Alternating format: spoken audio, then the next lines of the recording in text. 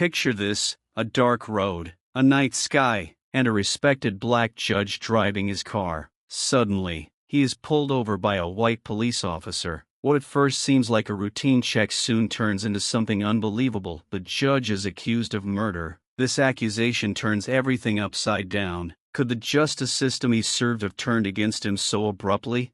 We're not making this video just to tell a story. We're making it for you, our viewers, because your opinions matter. You're part of this community, and without you, none of this would make sense. Please share your name and where you're watching this video from in the comments. We really want to know who you are and what you think. Thank you for being with us. Each and every one of you makes this community stronger. Enjoy watching. Dark night enveloped the deserted road as Black Judge Michael Jennings returned home after a long day at work. It had been a difficult evening, several court hearings, difficult cases, where he, as always, was a symbol of fairness and impartiality. Michael had believed all his life in the power of the law and its ability to protect those under attack. But today, on this empty highway, the law was about to turn against him. Blue and red lights suddenly illuminated his rearview mirror. A police siren broke the silence, and Michael's heart sank. He'd known what it was like to be pulled over in his career, but this was the first time he'd been pulled over. Calmly pulling over, he turned off the engine and put his hands on the wheel, just as he'd been taught since he was a child not to take risks when you were black in America. A white police officer, his face in shadow, approached the car. "Your identification," he said dryly, not bothering to greet her. Michael slowly pulled out his judge's badge and handed it to the officer. "I'm Judge Michael Jennings. Is there a problem?" But in response he heard something unexpected. "You are being arrested on suspicion of murder." Michael's breath caught in his throat. How was this possible? A judge who had spent his entire life upholding the law was now facing a serious crime himself. Questions about race, power, and bias immediately flooded his mind. He'd seen it so many times: black men accused without cause, convicted before they even had a trial, but he never thought it would happen to him. The officer explained nothing more. The handcuffs snapped onto the judge's wrists with cold, merciless precision, as if his status or merits didn't matter. He was just another black man, trapped in a system he had once tried to make just. The bitter irony of the situation burned inside. Even in that moment, on the cold ground, surrounded by police lights, Michael couldn't shake the feeling that he no longer mattered as an individual. To them, he was just a statistic, a reflection of stereotypes deeply ingrained in society. The racism he had spoken about so many times in court had now caught up with him, and the feeling was excruciating. He closed his eyes, trying to comprehend what was happening, but only one thought was spinning in his head. How did a man who gave his life to justice end up in the center of this tragic farce? The story was just beginning. Michael sat in the police car, looking out the window at the dark night. The cold metal of the handcuffs bit into his wrists, and he felt more helpless than ever. He, the man who had spent years deciding the fates of others, was now a victim of his own system. He was haunted by the thought of how this could have happened. Why murder? Who were they blaming him for something he could never have imagined? At the police station, everything happened so quickly and indifferently. Fingerprints, a photograph, documents, not a single word of explanation, as if his guilt was already obvious and the questions were irrelevant. In the eyes of those conducting the trial, he was not a judge, not a man with many years of experience, but just another black man caught in the system. Finally, in a small cell, Michael was allowed to meet with his lawyer. He was a young guy, apparently fresh out of law school. Michael looked at him with tired surprise, realizing that his case had been assigned to someone who didn't yet know what real justice meant. The guy carefully took out the papers, avoiding Michael's gaze. "They say you killed a man named Thomas Wilkins," the lawyer finally said, still not meeting his eyes. Michael froze. Thomas Wilkins, the name sounded vaguely familiar, but he couldn't remember the man's face or his meeting with him. "I don't know him," he said quietly, feeling a mixture of horror and indignation spreading in his chest. "I've never seen him in my life." The lawyer nodded as if this was expected. "According to their version, you were at the crime scene the night he was killed, but the evidence, if I may say so, is very scant." Michael couldn't believe his ears. "Little evidence? How could they convict him so easily on flimsy evidence? But he knew the answer. He'd known it for a long time. This wasn't a case of evidence or truth. This was a case of skin color. "I'm a black man," he said quietly, more to himself than to his lawyer. That's enough for them. The racism he had spent so long speaking out about in his courtrooms was now evident in every step of his own prosecution. Michael knew that justice was not always fair to people of his color. He knew that in the courts he once represented, black defendants were often seen as guilty before their trials even began. He had seen it many times himself and he had tried to fight it, but now he was not a judge. He was a victim. Several days passed. The murder charge became more and more real. Public opinion was heating up. Journalists filled the headlines with speculation, creating an image of Michael as a ruthless criminal. The media relished the details. Black judge charged with murder. They did not talk about his career, his merits, only about his arrest and the color of his skin.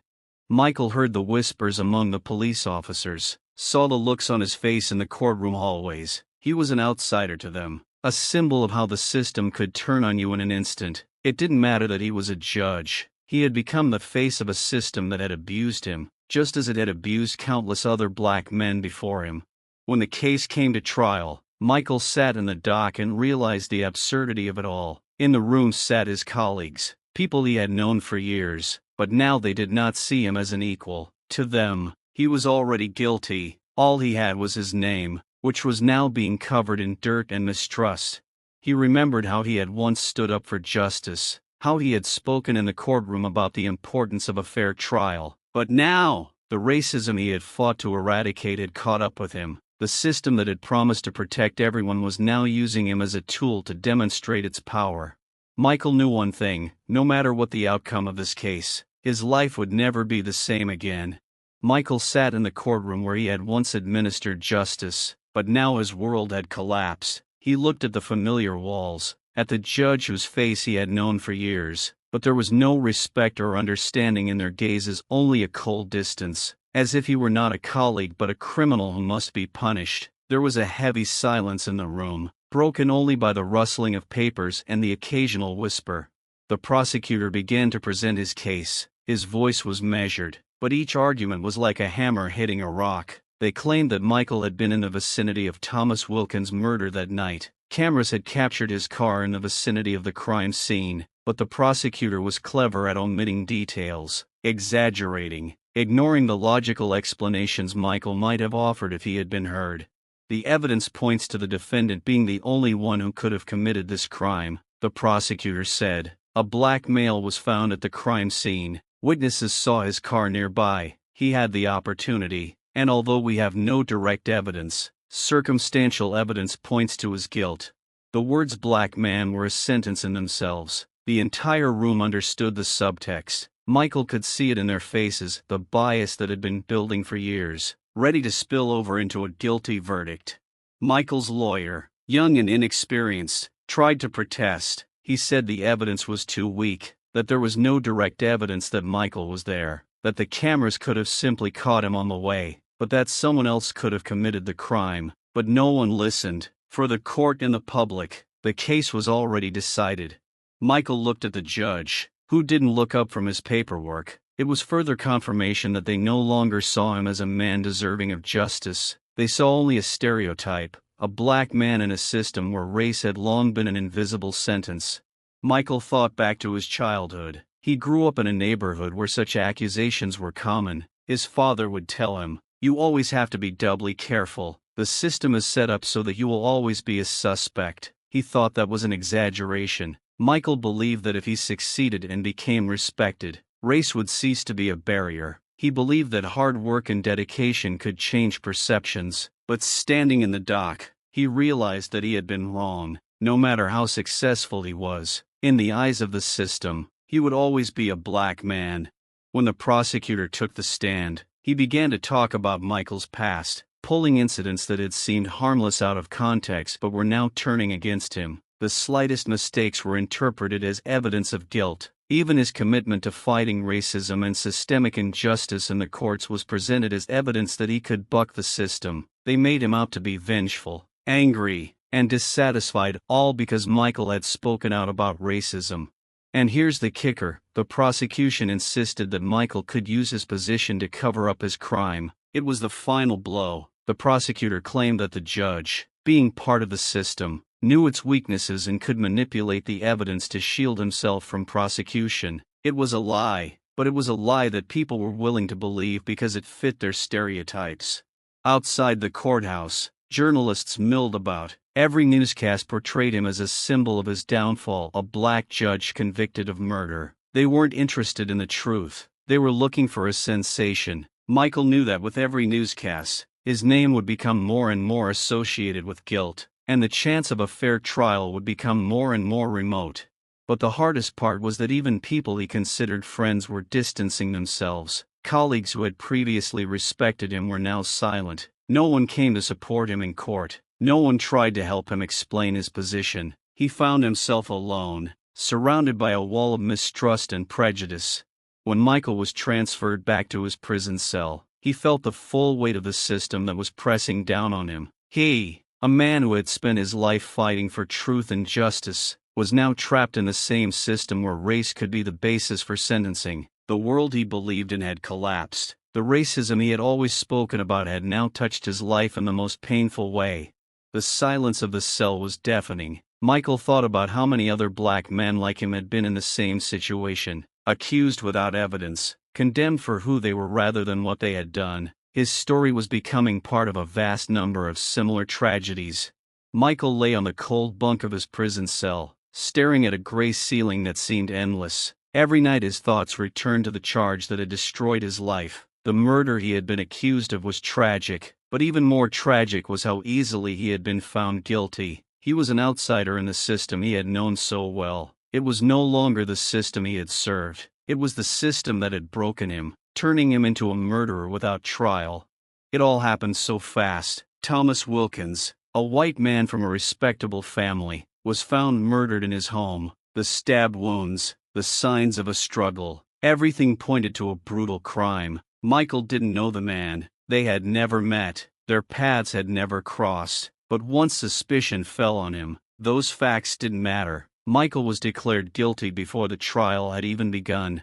Thomas was turned into an innocent victim, his life cut short by a black judge, a figure the system had framed as a threat. No one questioned it. No one questioned it because it was a convenient narrative in the public mind. Racism permeated every corner of the case, and Michael knew it was no accident. From the moment he was arrested, it had followed a script society had long since learned. A black man kills a white man. No proof required. For many, it was already obvious. Even the smallest details led to Michael being portrayed as the culprit. They found tracks of his car near the murder scene, and that was enough to convict him. No one considered that he might have just been driving by. No one checked to see if anyone else was at the scene. All they knew was that a black man was nearby, and therefore his involvement was inevitable. Stereotypes were deeply ingrained in the system, and Michael became their latest victim. They tried to recreate the criminal, and every step was designed to break him. Prosecutors in court painted a picture of a furious, angry man who, they said, had built up hatred and aggression over the years, hiding it behind a judge's robes. They said he used his power to hide his true colors. Michael was horrified by how easily they had turned his life upside down, portraying him as dangerous and unpredictable. When they started talking about motives, things became even more absurd. The prosecutor suggested that Michael might have killed Thomas out of jealousy or a hidden hatred of white people that had supposedly been building up for years. The argument was so ridiculous that Michael wanted to laugh, but there was no laughing matter in the courtroom. The people around him, the jury, the reporters, they listened, they believed. They were willing to accept this lie because it matched their expectations. To them, a black man, even a judge, could not be innocent. Every day in court was torture. He watched as everyone he had once considered his colleagues turned away. No one stood up for him. Even those who had known him for years, who had seen him fight for justice, remained silent. Their silence was his sentence. It was a betrayal deeper than Michael could imagine. The scariest thing was that Michael knew the system he served was always against him. It gave him the illusion of success, the illusion of equality, but ultimately it was ready to destroy him in an instant. He was just another piece in its game, easily replaced when it became inconvenient. Michael was further proof that even the most successful black life could be destroyed by bias and hatred. Days turned into weeks, and the trial dragged on. Public opinion was already against him. The news reported daily on the criminal judge whose slow justice had finally arrived. The image they had created of a killer was reinforced in the public mind. To many, Michael was already a dead man. He could see it in their eyes every time he was led into the courtroom. The people in the street shouted insults, demanded justice, but justice was not for him. They wanted revenge. One night, his lawyer came to him in his cell. His face was sullen. He sat down opposite Michael and was silent for a long time. Finally, he sighed and said quietly, "We must prepare for the worst. The jury has almost made its decision." Michael nodded silently. He knew it would happen. It was inevitable. Once he fell into this trap, there was no turning back. Racism was his doom. Michael no longer expected justice. He knew his life was ruined, and he was no longer seen as a man, no longer seen as a judge. In their eyes, he had become a symbol, an embodiment of the stereotypes they feared and hated. The murder charge was no longer just a legal matter. It was an indictment of who he was, his skin color, his fight for equality. Now all he could do was wait for the inevitable end. Time passed endlessly slowly in the cell. Michael felt the days losing their meaning, turning into something amorphous, as if his entire life had been reduced to a single moment, the moment when the jury would render its verdict. But deep down, he already knew the answer. No matter what evidence the defense presented, no matter what he said in his own defense, his fate had been sealed the moment he was arrested. He was not a judge. He was not a citizen. He was a black man, and in the eyes of a system built on centuries of prejudice, that amounted to guilt. Every day, the memory of Thomas Wilkins was overgrown with new details in the press. Thomas became a symbol of the innocent victim, a young white man whose life was cut short tragically and cruelly. No one asked why Michael, a respected judge with an impeccable reputation, would suddenly decide to commit murder. It did not matter. One fact, his presence near the crime scene, was enough to become the decisive argument. Every day, the newspapers and television inflated this story, making Michael a monster. One night in his cell, Michael heard one of the guards talking to someone in the hallway. The conversation was half-whispered, but every word cut through him like a knife. A black judge. Who would have thought? One of them smirked. A murderer. And that's no surprise. They're all the same. They pretend to be honest, and then they show their true colors. Michael knew there were whispers behind his back. He felt the hatred in every look, in every cold treatment, in every blow to his rights. To them, he was no longer a man, but the embodiment of all the fears and prejudices that the system lived by, the system he had defended for so long. As the trial drew to a close, Michael noticed that his lawyer was looking increasingly depressed. In the final week, as the court prepared to deliver its verdict, the lawyer came to Michael but could not look him in the eye. "Michael," he began, thinking slowly, "we're doing everything we can, but you have to understand, the jury's already made its decision. We don't have a chance."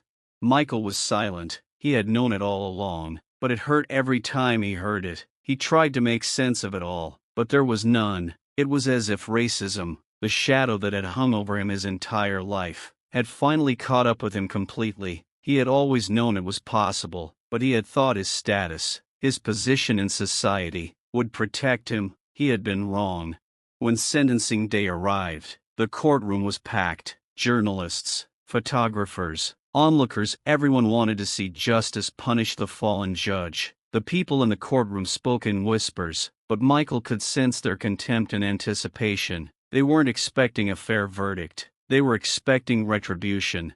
The judge Michael had known for years walked into the courtroom, avoiding his gaze. This man Michael had once dined with, discussed cases with, was now the one who would read the verdict that would destroy his life forever. The judge slowly looked around the courtroom and, without looking up, began to speak. "The jury has returned a verdict." The words were drowned out by the silence of the courtroom, but Michael didn't listen to them. There had long been no room for surprise inside him. When the judge said guilty, the The courtroom erupted in a muffled whisper. Michael closed his eyes. It was predictable, but still unbearable. The prosecutor, pleased with his victory, stood with his head held high, as if he had personally restored justice. He had done his job, sent another black man to prison, and for him it was a triumph. Racism, hidden behind the mask of justice, had won. But the worst came later. After the verdict, public opinion was finally divided between pro and con. People on both sides talked about race more than the evidence. Some argued that Michael got what he deserved. Others saw it as an example of systemic injustice. But no matter how they argued, Michael remained a hostage in this battle, without a voice. He was locked up in the same prison where he had once helped administer justice. The men he had once judged were now his cellmates, and though he was isolated from the general population, Michael knew they knew about him. Fear and loneliness weighed on him every night. He heard the prisoners discussing his fate at night, heard their gloating and hatred. To them, he had become the embodiment of the system that had once broken them, and now they were thirsty for retribution. In the prison corridors, he was haunted. The guards, most of them white, taunted him, uttered insults when they thought no one was listening. He became a target. Even here, in a place where everyone was supposed to be equal in their punishment, racism found a way to infiltrate every detail of his life. Every night, Michael thought about how easily his life had been destroyed. He had been a successful judge, a man who believed in the law, but in an instant, it was all gone. He had no chance of salvation because the system had already determined his guilt. Michael became a symbol of how racism could subtly but mercilessly destroy even the most successful and privileged black life. He lay on his bunk, thinking about his family, his childhood, how his parents taught him to always be careful because the world did not forgive black men even the smallest mistakes, but they could never prepare him for the fact that the system he served so faithfully would one day destroy him. Michael thought about the future, but it seemed infinitely dark. The only thing that remained was pain and the knowledge that even if he was ever released, his life would never be the same. The racism that had accompanied him all his life had finally won. Every morning in his prison cell, Michael woke up with the same hard realization. His life literally depended on the strength of his spirit. With each passing minute, he felt his hopes grow more fragile, but despite this, he still believed in justice. Deep down, Michael knew that his innocence could be proven, if only someone was willing to see it. One morning, as the guard handed him his food and glanced disdainfully into his cell, Michael asked to see his lawyer. He was determined to make a final effort to prove his innocence, even if it seemed almost impossible. The lawyer, who had seemed increasingly despondent in recent weeks, came into the prison cell, still with the same dark circles under his eyes and a broken spirit. Michael saw him and knew that their joint efforts had to be renewed with renewed vigor.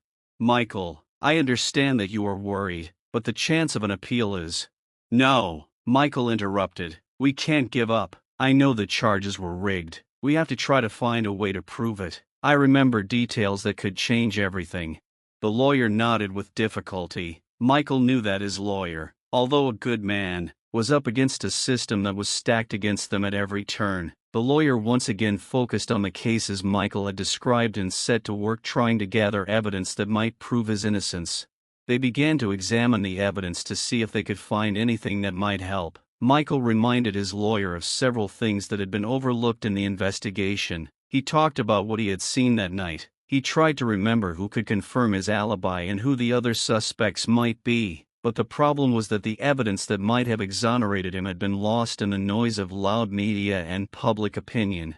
Meanwhile, the press continued to fill the pages of newspapers and the airwaves with new details of the case. They wrote about the fallen judge, emphasizing his skin color and how scary it was that such a figure could commit a crime. Each news broadcast only reinforced the prejudice of a public that had already accepted his guilt as a given. Michael's attorney found some new evidence that could help. He found that the cameras that recorded the car's movements that night may have actually been mistimed, allowing the car's locations to be misinterpreted. Evidence was also found that another car was spotted closer to the crime scene than prosecutors claimed. But each new discovery faced new obstacles. Court officials, corrupted by public pressure, refused to take the new evidence seriously. They claimed that the case was already closed. and any attempt to review it was just an attempt at delay. The lawyer, although desperately trying to fight, faced pressure measures that threatened his career and reputation. Every time Michael saw that the lawyer returned empty-handed, his hope faded. He tried to find evidence himself, studied old documents, but in prison it was extremely difficult. He felt that all his efforts were in vain, and his fight was turning into a hopeless attempt to convince the world that he was not a criminal. Soon Michael noticed that his lawyer was becoming more and more desperate. He decided to involve third-party organizations that fight for human rights and justice. They agreed to help by conducting an independent investigation. This was his last chance, and Michael could only hope that they would find something that would change the course of the case. Delegates from human rights organizations began their own analysis. They tried to rethink the evidence and understand how such a gross miscarriage of justice could have occurred. Their reports showed that the case was full of inconsistencies, and that Michael's conviction was based on assumptions and bias rather than real evidence. Yet despite this, Michael continued to face public condemnation and doubt. In court, where his case was again argued, it was clear that his accusation had already become part of a cultural narrative that was supported and reinforced by the media. The press continued to insist on his guilt, and even fresh evidence in his favor could not completely wash his reputation clean. When a new trial finally took place, it was a formality, with public opinion having already decided everything. The prosecutor used the same arguments again, and even new evidence that could have exonerated Michael was harshly criticized and ignored. Michael watched as his latest attempts to make amends turned into further frustration. Everything he did seemed to make his situation worse. Even a fair trial, if it had taken place, would have been surrounded by so much bias and public pressure that its outcome would have been a foregone conclusion. He saw public opinion increasingly confirm his guilt, and even the fairest verdict would not restore his reputation and dignity. With each passing day, Michael became increasingly aware that his attempts to prove his innocence, no matter how many, were doomed to failure. The racism that underpinned his conviction was not just an external pressure, but a deep, systemic bias that could not be combated.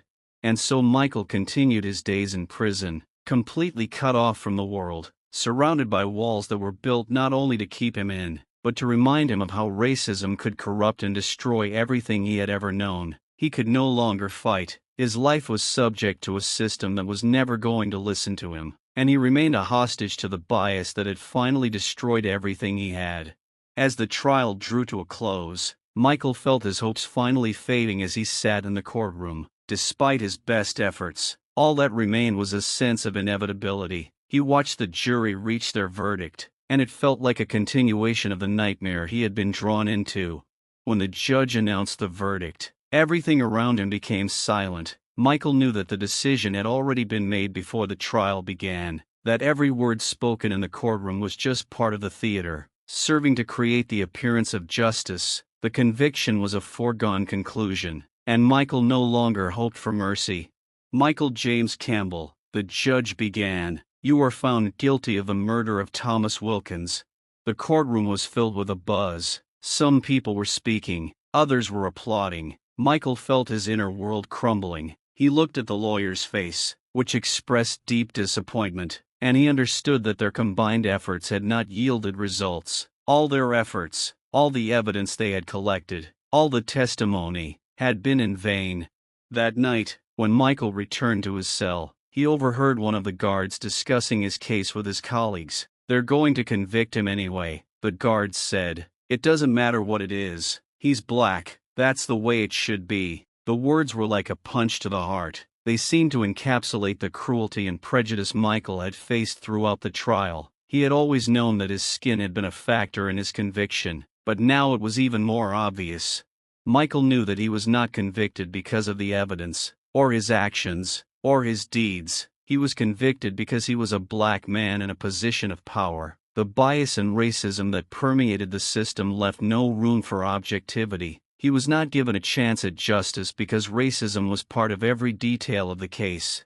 A few weeks passed, and Michael received the sad news. His appeal had been rejected. The decision had been upheld despite new evidence and testimony that pointed to possible error. Prosecutors and judges who had once promised to serve justice were now part of a system that ignored any information that contradicted preconceived notions. Michael felt like the world around him had shrunk to the size of a prison cell. He was surrounded by walls that represented not only physical confinement but also symbolic barriers of prejudice and racism. He understood that society and the justice system had already made their choice, and his case was an example of how racism can turn a victim into a criminal simply because it is convenient and familiar. Every night, Michael looked up at the old, peeling ceiling of his cell and thought about how he had once believed in the ideals of fairness and justice. He thought about how his own ideals had become a weapon against him, how the system he had spent so long defending had finally turned against him. He was isolated not only from society, but from himself. His life, his career, his ideals were destroyed by the bias and racism that always lurked beneath the surface of the system. Michael was left with only the painful knowledge that his crime was not real, but the bias and racism were enough to destroy everything he had. As the days turned into months, Michael sank deeper into his loneliness and despair. He knew that his case was yet another example of how racism and bias could undermine justice, and how difficult it was to fight a system that was never going to listen. He knew that his fight, though fought to the end, had not led to the desired result, and he was left as a symbol of a tragic injustice that he could never change.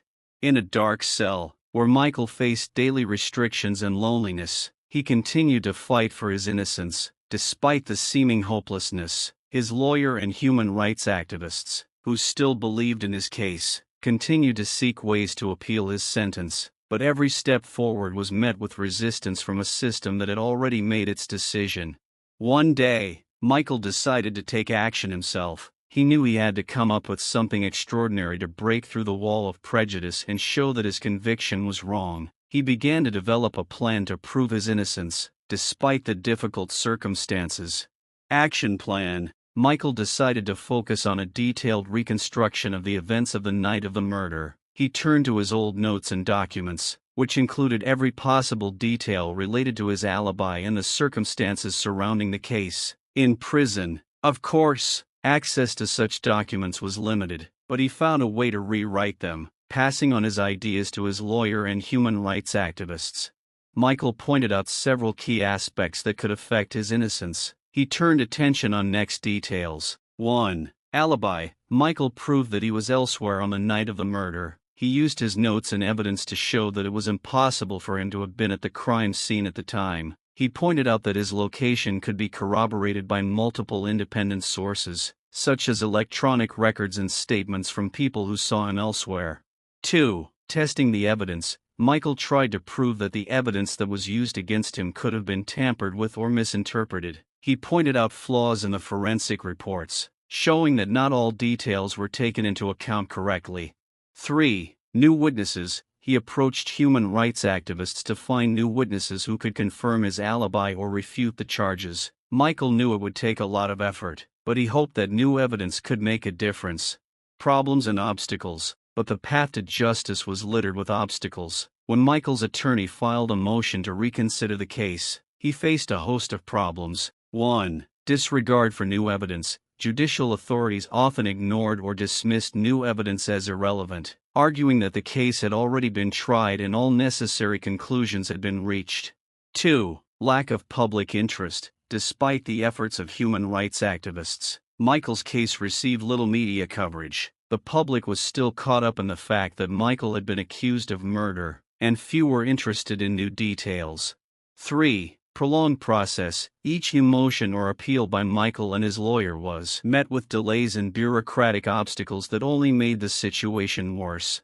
Emotional state. Michael was struggling not only with the system, but also with his own internal state. He felt a deep sense of betrayal and loneliness. Even in prison, his trusted friends and colleagues, many of whom had once been his supporters, began to distance themselves. They feared association with his case and the impact that supporting Michael could have on their own careers and reputations. With each passing day, Michael found fewer reasons to be optimistic. He became consumed with the ways in which racism and bias in the justice system could distort the truth. He knew that his efforts, while significant, might not be enough to change public opinion or correct the system's failure.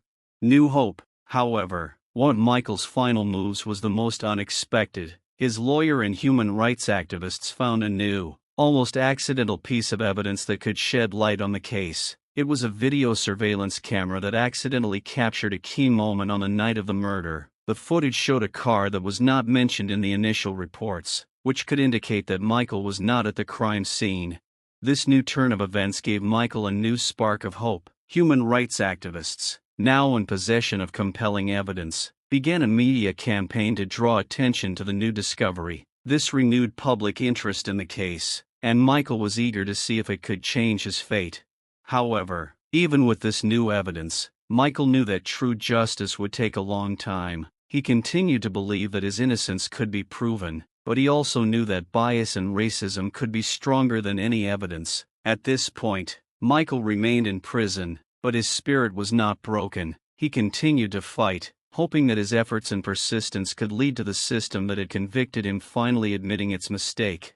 Each day in the prison's cell dragged on painfully slowly. Michael woke up with the same thought that this day, perhaps, he would be able to take a step towards justice. The hope that once seemed almost extinguished flared up again when Michael's lawyer, after many months of work, brought news of new evidence.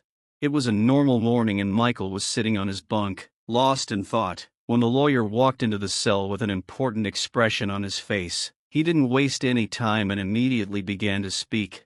"Michael," the lawyer said, "we found something very important. That street camera footage I told you about, we now have. It shows that there was another car in the area the night of the murder. That car was closer to the crime scene than yours. That could change everything." The lawyer's words struck a musical chord in Michael's silence. He felt his heart beat faster. The seconds dragged on as the significance of this news sank in. The hope he had been holding on tightly suddenly flared. He saw an opportunity to step out of the shadow of prejudice and racism that had clouded his case. The attorney went on to explain that the video was taken by a street camera installed at an intersection near the crime scene. The footage clearly showed a car driving past, and most importantly, it was moving in the direction that the new testimony indicated the attack took place. This could mean that Michael could not have actually been in the area at the time of the crime. With this new piece of evidence, the defense attorney and human rights advocates began to strategize how to present it in court. They knew they would have to contend with significant resistance and the prejudice that had already taken hold in society. But news of the evidence attracted media and public attention, giving Michael's case new momentum. The new hope was reflected in Michael too. He felt that the fight for his truth had become meaningful again. Every day was now filled with active discussions with his lawyer, preparation for new court hearings, and attempts to draw attention to new evidence. Michael began to experience a surge of energy and determination that he had not felt in a long time. He believed again that justice was possible and that his innocence could be proven.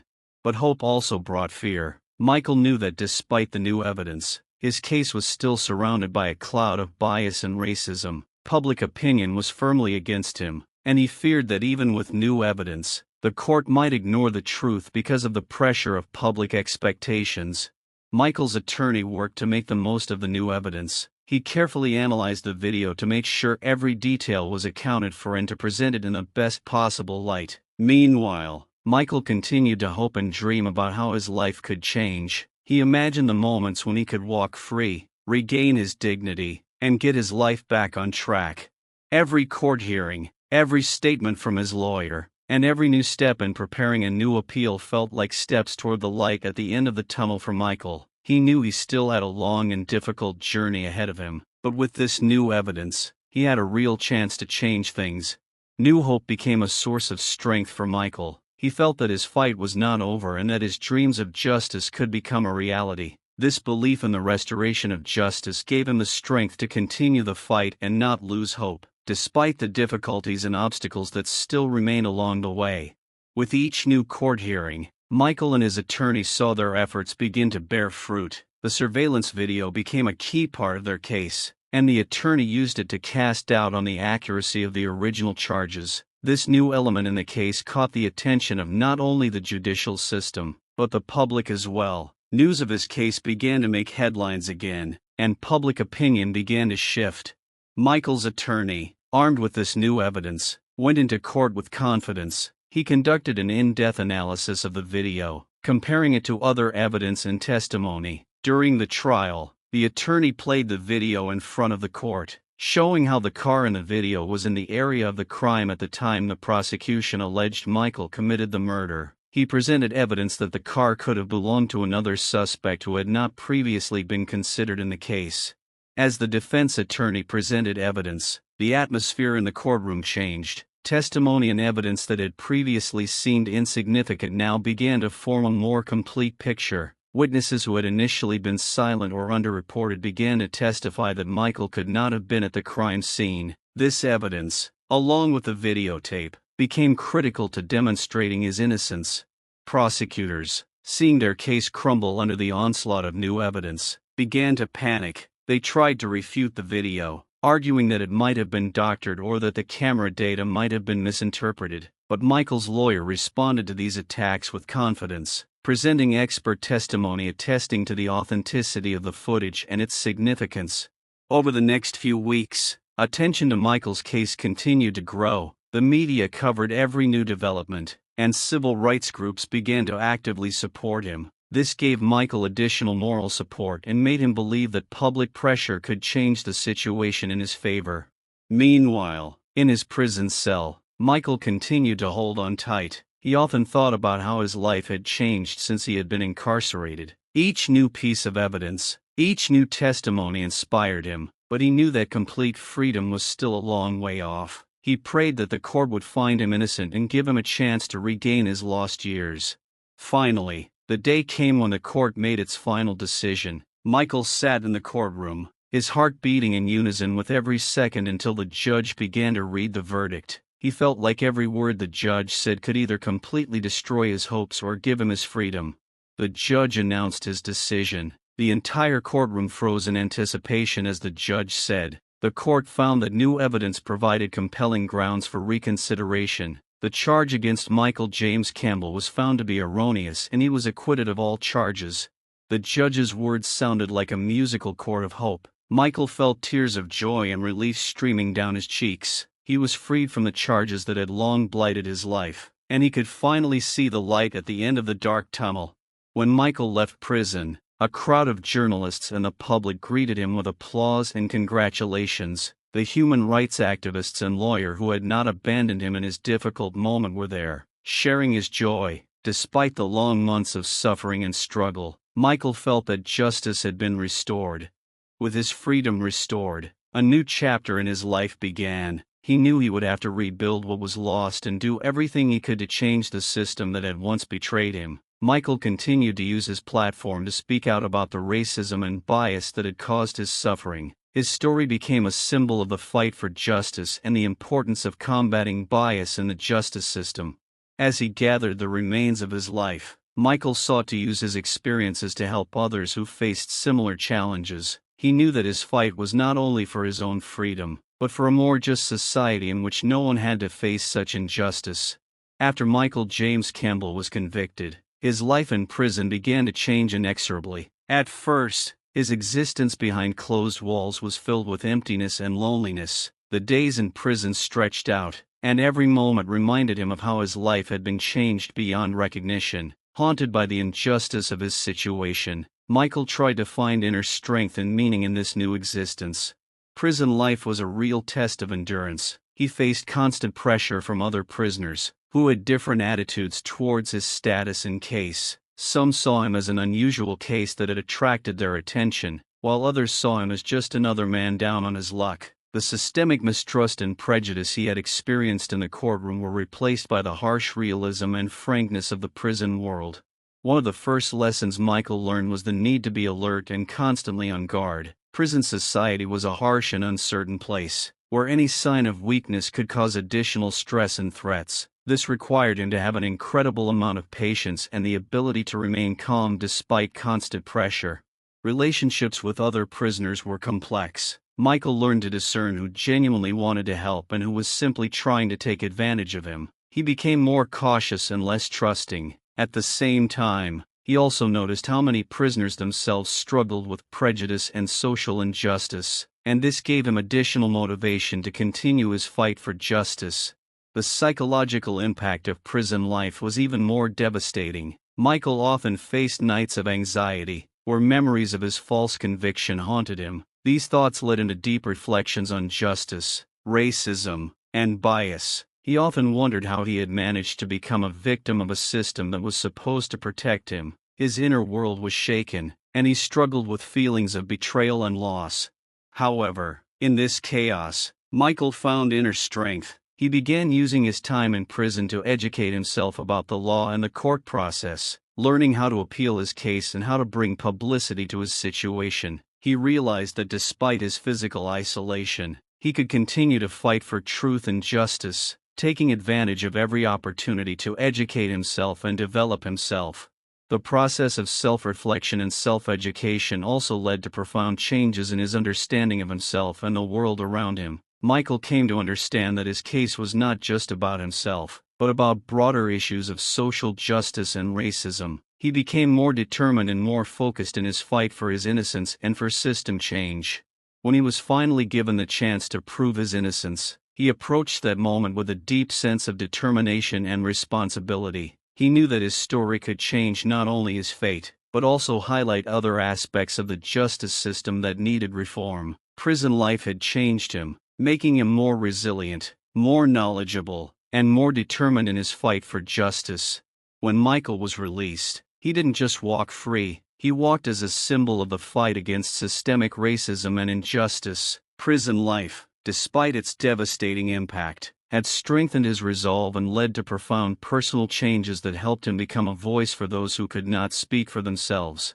In prison, Michael realized many profound truths about himself and the world around him. He realized that his case was not just a personal tragedy, but part of a larger problem of systemic injustice and racism. It became clear to him that bias and discrimination can permeate every aspect of life, including the justice system that was supposed to protect him. He realized that the injustice he faced was not simply the result of a mistake, but also a consequence of systemic biases that could have been prevented if the system had been more attentive and objective.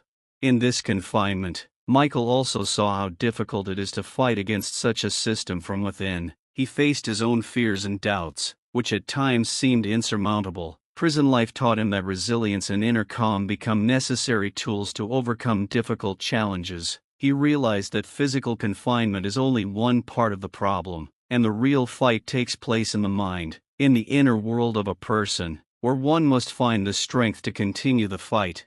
Michael also learned that many prisoners faced similar problems and that many of them, like him, were trapped in a system that did not give them a chance at justice. He saw that biases could turn people into victims, robbing them of a chance at a normal life, and that even in the prison where he found himself, there were many people fighting for their rights and justice.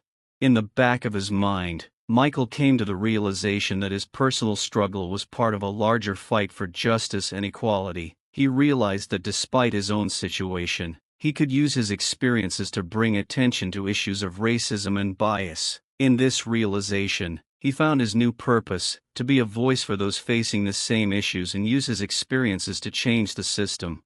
Ultimately, Michael realized that his prison life, while filled with suffering and hardship, had given him an opportunity to understand the true scope of the problem he faced and that his struggle could be a catalyst for change. This understanding gave him the determination to continue fighting despite all the obstacles and to ensure that his experience helped others avoid the same mistakes and biases.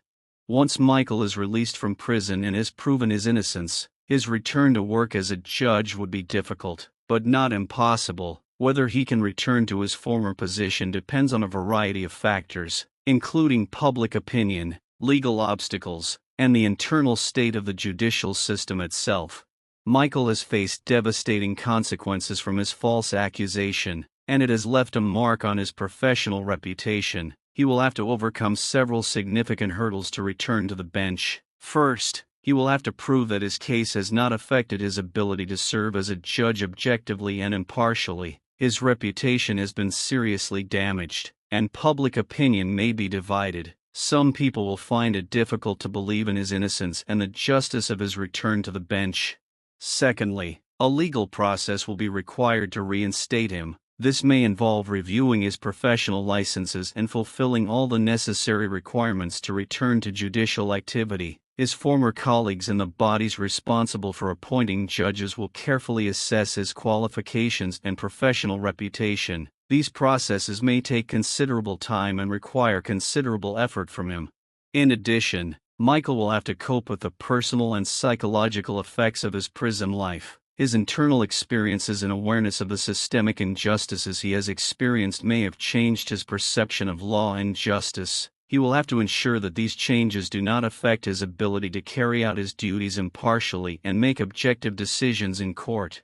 If Michael can successfully overcome these obstacles and restore his reputation, he may be able to return to the bench. His experiences through the system and his personal trials may give him a unique perspective and strengthen his understanding of fairness and bias. However, this return will take time, patience, and persistence. For many, Michael may become a symbol of hope and change, demonstrating how even after the darkest times, light can be found and justice can be restored.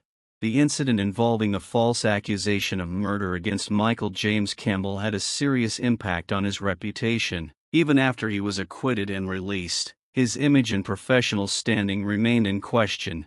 First, the public perception of Michael was dramatically altered. He was initially known as a respected judge, but his murder conviction and imprisonment dramatically changed the perception of his personality. The media and the public often focused on his conviction and prison life, which overshadowed his previous achievements and professional successes. Even after his acquittal, prejudice and bias from the public could create a permanent doubt about his professional competence and personal qualities. Second, his colleagues in the legal profession may also have mixed feelings about him. Some may view his case as evidence of problems in the justice system and support his return, while others may hold biased opinions based on his previous conviction. This disagreement could make it difficult for him to be reinstated in the profession. On the other hand, Michael's acquittal gave him a chance to restore his reputation. His story brought attention to issues of systemic injustice and racism, which could play a positive role in his efforts to return to the profession. He could use his unique experience as a platform to raise awareness of the problems of the justice system and to push for reform. Ultimately, Michael's reputation was seriously damaged, but not completely destroyed. His recovery depended on how successfully he could use his ordeal as a vehicle for positive change and restoration of his credibility. He needed to demonstrate that his personal experiences had made him a more competent and understanding judge, capable of dealing with bias and injustice, and that he was capable of reclaiming his place in the judiciary despite his past difficulties. After Michael James Campbell was released from prison, his life was once again in the public eye. Just as the noise around his case began to die down, attention was focused on a new development that promised to turn the case on its head. The new investigation that followed Michael's acquittal was a breakthrough. Working with new evidence, Michael's attorney and investigators uncovered a shocking truth. It turned out that a white man, previously not considered a suspect, was responsible for the murder for which Michael was convicted. The man, a local man with a long criminal record, had long been under surveillance by law enforcement, but unfortunately was missed due to bias and systemic errors. It turned out that the white man who had previously attracted the attention of the police was the real culprit. He had used his position and influence in the community to evade responsibility. On the night of the crime, he was in the area where the murder occurred, and his car was spotted near the scene. However, due to his social status and racial privilege, his actions were ignored and suspicion was directed toward Michael, who coincidentally was on the radar of law enforcement. The revelation of new information led to additional investigation, and investigators found irrefutable evidence that this man was guilty. The case became a public scandal, and its disclosure called into question the entire work of law enforcement agencies in this case. It turned out that several important pieces of evidence were ignored or misinterpreted, which led to tragic consequences for Michael. Public opinion changed dramatically. It became clear to many that this was not only a systemic failure, but also a deep problem of racism and bias. Michael was once again in the spotlight, but this time as a symbol of the fight against injustice and bias in the legal system. The public was outraged that Michael had been the victim of false accusations, while the real perpetrator continued to hide. Michael experienced a roller coaster of emotions when he learned the truth. He was both happy and sad, happy that the truth had come to light, but sad that it had been such a long and painful journey. He began working to ensure that justice was served not only for him, but for others who might have been victims of similar systemic injustice. Now that the white criminal had been apprehended and brought to justice, public attention was focused on reforming the system that had so gravely erred. Michael, despite his suffering, became an activist for justice reform and a fighter against racial bias. His story brought attention to systemic problems that needed immediate change, and his fight became a symbol of hope for many who had experienced injustice. Thus, despite his personal and social trials, Michael was able to find new meaning in his experience. His story brought about needed change and strengthened the movement for justice and equality. He was no longer just a former judge, but a true human rights activist who not only restored his reputation, but became a force for change. The investigation that began after Michael James Campbell's acquittal continued to develop with increasing interest and tension. Once a white man was identified as the true culprit, the investigation took a new turn. Law enforcement and independent investigators focused on finding out all the details that could have led to a tragic mistake in this case. Investigators began by reviewing all the evidence collected during the initial investigation. They found numerous omissions and errors that had been made in the evidence collection process. For example, documents were found that showed that a white man's car was in the vicinity of the crime scene at the time of the murder, but this information was ignored. Surveillance cameras that could have confirmed his presence were also not properly analyzed. An important step in the investigation was the questioning of witnesses who had not been thoroughly vetted before. Some of them were able to recall details that pointed to a white man, but because of his social status, their testimony was not properly taken into account. The interviews revealed that many witnesses had seen a suspicious vehicle or behavior associated with a white man, but this evidence was ignored or misinterpreted. Investigators also turned to forensic experts to re-examine all the evidence. They reanalyzed evidence such as DNA and fingerprints and found inconsistencies that pointed to the involvement of a white man. The evidence they found was critical in confirming his guilt. The result of these efforts was a comprehensive report that outlined all the errors and omissions that led to Michael's conviction. The report became an important document in re-examining the case and calling attention to systemic problems in the law enforcement system. It also provided a basis for holding those who made mistakes in the investigation accountable and highlighted the need for reform in the justice system. The white man, now in the spotlight as the true culprit, was arrested and brought to trial. His arrest attracted enormous media and public attention. In court, he pleaded guilty, an admission that shocked a society that had not previously realized the extent of bias and error in the judicial system. The trial of the white criminal exposed layers of corruption and bias that existed in the system. The case became a catalyst for deeper investigation and reform in law enforcement. As a result, a series of investigations were launched to correct mistakes and prevent similar cases in the future. While the public was yearning for justice, Michael continued his work as an activist. His personal story, coupled with new revelations and investigations, brought attention to the importance of systemic change. He used his platform to raise questions about racism, bias, and the need for reform in the justice system. Thus, the investigation not only revealed the truth about the real criminal, but also served as a catalyst for significant changes in the justice system. Michael, having survived his ordeal, became a symbol of the fight for justice and reform, inspiring others to take action and draw attention to issues that had long remained in the shadows. After Michael James Campbell was acquitted, a new investigation uncovered shocking details that suggested Michael had been deliberately framed by the white killer who was actually guilty of the crime. This information caused even more resonance and demanded further analysis. The investigation revealed that a white man, Stephen Wells, used his social position and influence to cover up his crime and frame an innocent judge. During the investigation, it became clear that Wells had personal motives for getting rid of Michael. They knew each other and had long-standing tensions that could have led to revenge.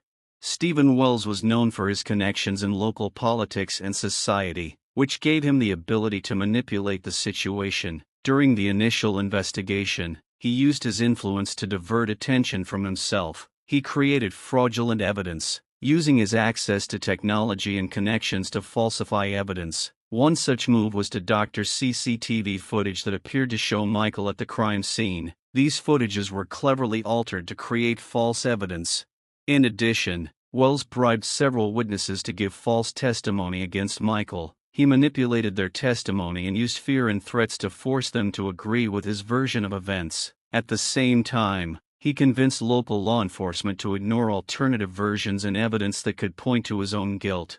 After Michael was convicted, Wells continued to remain in the shadows, enjoying his victory and avoiding punishment for his actions. However, his plan was not flawless. During subsequent investigations, investigators discovered numerous inconsistencies and errors in the evidence, which led to a retrial. The revelation that Wells had framed Michael sparked public outrage. Prosecutors investigating the case began systematically uncovering how Wells had manipulated evidence and tampered with witnesses. It was determined that his actions were part of a carefully planned plot to frame an innocent man. Once all the details were revealed, the process of bringing Wells to justice began. Stephen Wells was arrested and brought to trial, where his actions were exposed and convicted. In court, he was charged not only with murder, but also with conspiracy, tampering with evidence, and tampering with testimony. Wells' trial attracted a great deal of media and public attention. People were shocked by the extent of the manipulation and forgery he used to frame Michael. The case demonstrated serious problems in the justice system and the need for reform. Michael, although freed and acquitted, still suffered from the consequences of being falsely accused. His reputation was severely damaged and he had to rebuild his life and career. However, revealing the truth gave him some relief and a sense of justice. He continued to actively fight for justice reform and use his experience to prevent similar situations in the future. Michael's story and the revelation of the Wells conspiracy served as an important reminder of how bias and abuse can ruin innocent lives and highlighted the need for a thorough review and reform of the justice system. As the investigation continued, it became clear that Stephen Wells was not just a victim of bias and systemic errors. He had deliberately framed Michael James Campbell. The revelation of this detail came as a shock to the public and brought further attention to the case. The investigation revealed that Wells, who was not only a criminal but also a man with a wealth of experience in manipulation and deception, had planned Michael's frame-up with sophisticated cruelty. In fact, Wells was not a random culprit caught in the web of justice, but had devised a deliberate strategy to shift the blame onto an innocent judge. His motives were multi-layered. Wells knew Michael as a fellow lawyer and had long-standing conflicts with him. These conflicts, combined with his ambition to avoid punishment, became the basis for his plan. Wells counted on his connections and influence to avoid punishment, and chose Michael as the victim of his scheme. Wells used his connections to gather false evidence against Michael. He manipulated system records, forged evidence, and even used technological devices to create false evidence. For example, he arranged for fake surveillance footage to appear to show Michael when he was actually elsewhere. At the same time, Wells manipulated several witnesses who were bribed or intimidated into giving false testimony. He eliminated real evidence and sent the investigation down a false trail. His plan also involved creating a situation in which Michael would be in a bind, unable to effectively defend himself against the charges. When Michael was arrested, he faced a wave of turmoil and prejudice, making his defense even more difficult. With the accusations and public pressure, it was difficult to expose Wells's complex manipulations, especially when many elements of his scheme were carefully hidden and orchestrated to appear convincing. As investigators began to dig into the details, they discovered that Wells had used advanced manipulation and forgery techniques. These techniques were only discovered by re-examining evidence and testimony that had not previously been properly vetted. Key elements included reviewing surveillance footage and analyzing financial transactions and communications that revealed witness bribery and manipulation. Stephen Wells was arrested and charged not only with murder, but also with multiple crimes of tampering with evidence and corruption. His deliberate actions to frame Michael were exposed and he was found guilty on all counts. During the trial, His actions became the subject of public condemnation and were examined as an example of how the system can be rigged to benefit those with resources and influence. For Michael, it was both a relief and a further challenge. He was released and found not guilty, but the damage to his reputation and life took time to heal. Afterwards, he continued his work as an activist, using his experiences to highlight the need for change in the justice system and the fight against bias and corruption.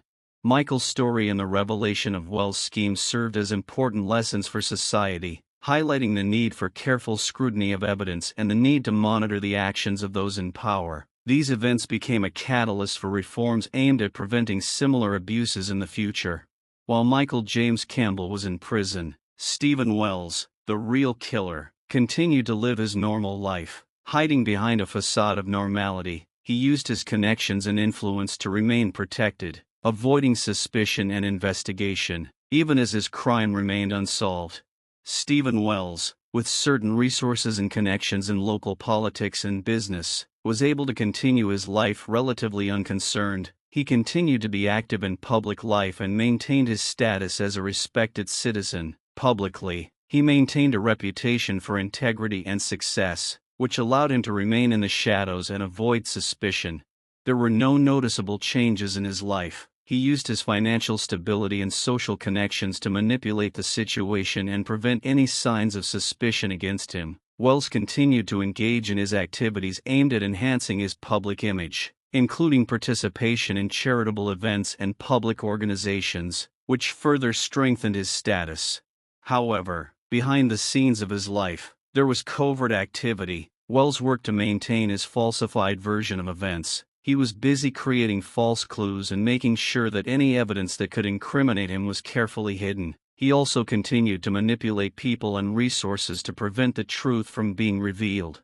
His life was full of carefully planned actions aimed at avoiding the revelation of his guilt. He was careful and did everything possible to avoid attracting unnecessary attention to himself. Stephen Wells knew that any discrepancy or mistake could lead to his exposure, so he carefully watched every move that could arouse suspicion.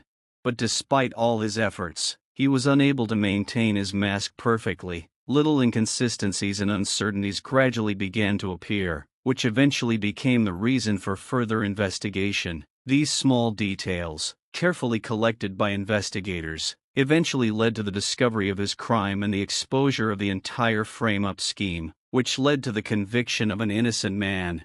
When the truth was finally revealed, the public was shocked by the elaborate ploy Wells had put in to cover up his guilt. All his efforts to deceive the system had been in vain, and the revelation of his crime led to widespread public outcry and condemnation.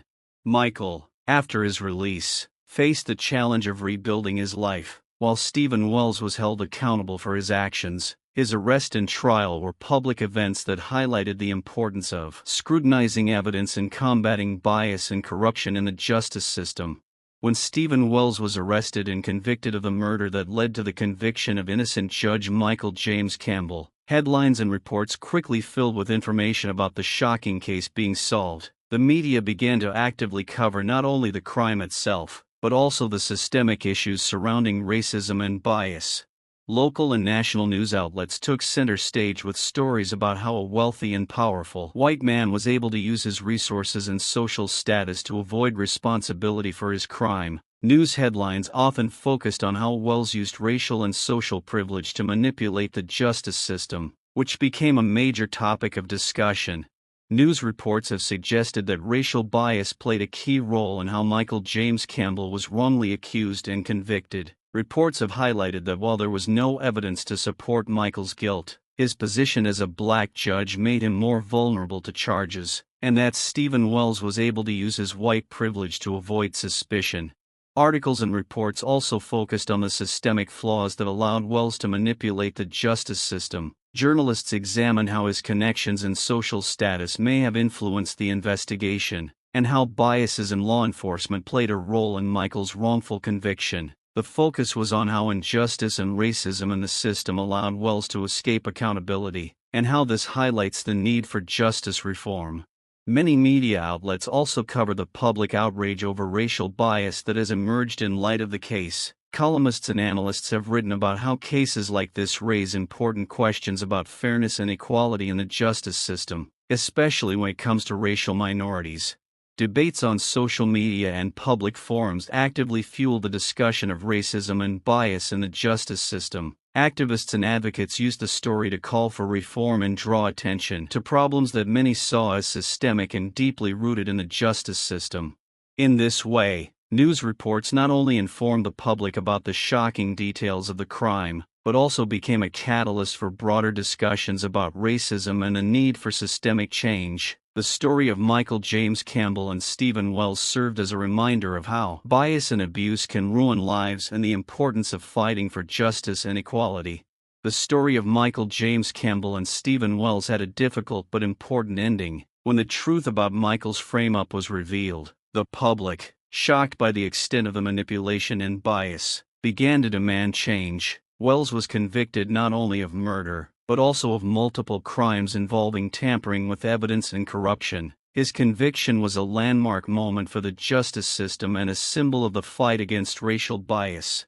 Michael was finally fully exonerated and his reputation was restored, but the damage to him was deep and lasting. His life was severely disrupted and he faced many challenges in rebuilding his career and personal life. However, despite all the trials, he did not stand aside. Michael actively used his experiences to promote reforms in the justice system and fight for justice.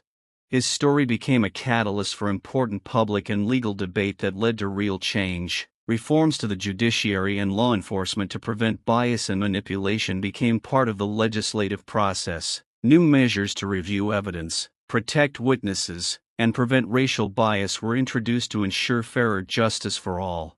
The public condemnation of Wells' actions and the changes he spurred also helped bring attention to issues of racism and systemic injustice. Activists who supported Michael continued their work, using his story as a powerful tool to draw attention to issues of racial bias and the need for change.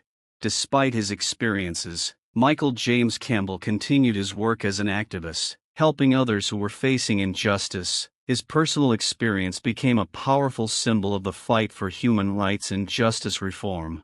The story ended with Michael, with his spirit and passion for justice intact, finding a new direction in his life. He continued to inspire others with his actions and call for change, helping society understand the importance of fairness and justice in the justice system. The story of Michael and Stephen Wells became an important lesson in how bias and abuse can ruin lives and the importance of continuing to fight for truth and equality. The story of Michael James Campbell and Stephen Wells has come to a conclusion. After the truth about the manipulation and frame-up was revealed, Michael was able to restore his reputation, although his life was forever changed. Stephen Wells' conviction for murder and evidence tampering was a significant moment for the justice system and for society as a whole. Michael used his ordeal to become a voice for change and reform to address racial bias and systemic failures in the justice system was launched. His work as an activist helped bring attention to important issues and make real changes to the system.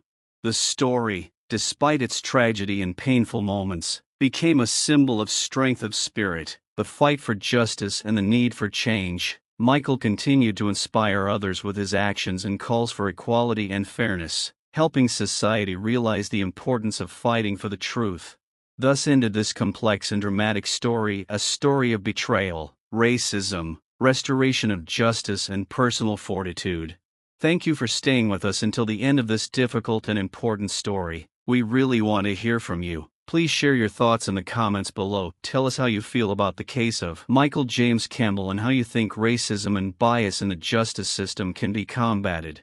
We also want to hear about your own experiences. If you have experienced racism or injustice, share your stories in the comments. Your words can be an encouragement to others and help us all better understand how to fight for justice. Your activity and participation are extremely important to us. They inspire us to continue creating content that touches on important topics and helps us grow as a community. Subscribe to our channel and click the bell to not miss new videos and stay up to date with the most relevant discussions. Your opinion really matters to us, and we are grateful for your support and participation.